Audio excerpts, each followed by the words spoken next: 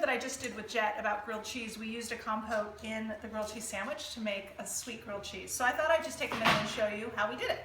So what I've got here is some strawberries and some blueberries. I'm going to make like a mixed berry compote. And you know, a compote is essentially a jam, right? It's just cooked fruit, and you can use any fruit that you want. But strawberries and blueberries are good right now. I just got these at the farmer's market. So I just cut them in half, kind of big, and I have some blueberries.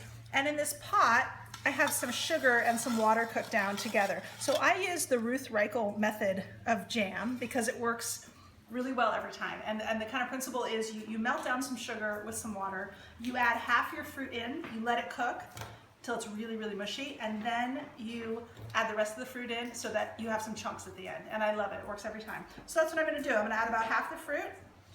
I'm gonna save this fruit here for after this has been cooked down. We're just gonna put this on the stove and let it cook for about 20 minutes until it's all broken down. This smells so good. So this is the berries that have cooked down for our compote, and you can see it's really loose, right? It's kind of, the berries are kind of broken down.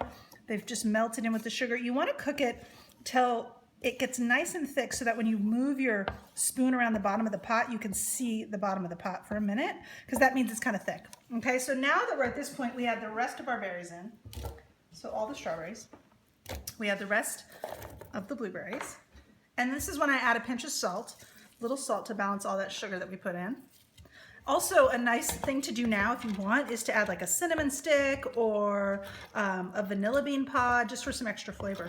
So now I'm going to put this back on the stove and let it cook for about 15 minutes until this fruit just begins to break down. Take it off the heat, let it cool down, and then eat it on toast. All right, so this is our compote that has cooked for another 15 minutes, and you can see there's some big, wonderful chunks of fruit in there. It's really hot still. I just poured it out of the pot so it stops cooking. The key is to actually let this cool down because it'll thicken a little bit as it cools. That's if you can stop yourself from eating the whole bowl hot. So good luck.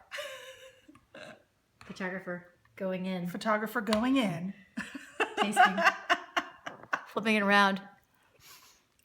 Oh, delicious. So good. Delicious. So that's compote.